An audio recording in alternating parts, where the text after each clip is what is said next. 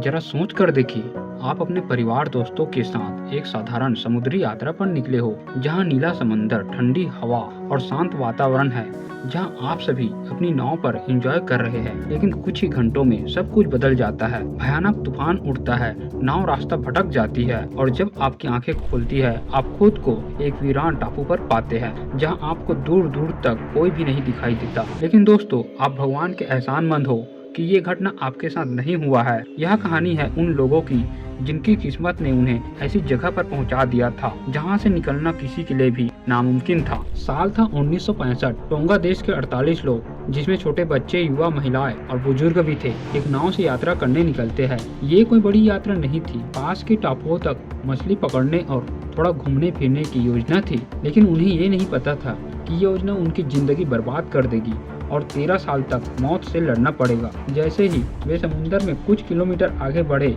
आसमान पर काले बादल छा गए। अचानक से हवा तेज होने लगी, समुद्र की लहरें ऊंचे उठने लगी और फिर उस लहर में नाव डगमगाने लगी। उनके पास ना रेडियो था, ना कोई नेविगेशन सिस्टम जिनसे वे जान सके कि मौसम का हालचाल कब कैसा रहने वाला है। तूफान ने उन्हें कई किलोमीटर दूर फेंक दिया और कुछ ही घंटों में वे टोंगा की सीमा से बाहर निकल चुके थे। कुछ लोग बेहोश हो गए। 3 दिन बाद जब तूफान थमा और लोग बेहोशी से उठे, तो उन्होंने खुद को एक अजनबी वीरान टापू पर पाए। ये था आटा आइलैंड, जो एक समय आबाद था लेकिन 100 साल से खाली पड़ा था। उस टापू पर उनका पहला दिन गुजरने वाला था। सुबह जब सूरज निकला तो उन्होंने चारों ओर देखा। चट्टानों से घिरा हुआ टापू, ऊंचे ऊंचे पेड़ और हर तरफ सन्नाटा था। न कोई इंसान था, न घर, न खाना और न पानी। बच्चे रोने लगे, महिलाएं थक कर गिर गई, बुजुर्ग चुपचाप किनारे बैठकर ईश्वर से प्रार्थना करने लगे। लेकिन तभी उन्हीं में से एक ने कहा, अगर हम साथ रहे तो कुछ भी नामुमकिन नहीं।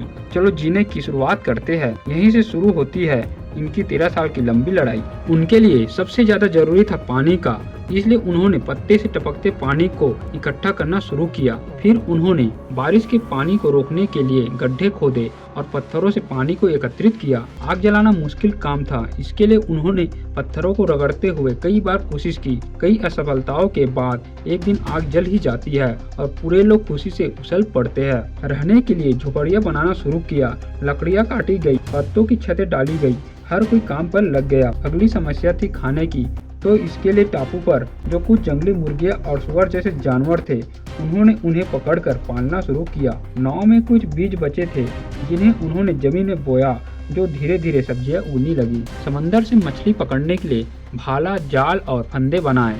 शिकार करने के लिए तीर कमान बनाए। उन्होंने भोजन को आपस में बांटने के लिए एक नियम बनाए, जिसमें सबसे पहले बच्चे और बुजुर्गों को खाना दिया जाता है, फिर बाकी लोगों में। इस तरह से इन लोगों ने मिलकर उस टापू पर 48 लोगों का एक नया समाज बनाया, जिसमें दिनचर्या तय की गई। इसमें हफ्ते के 7 दिन अलग अलग कार्यों को बांटा गया।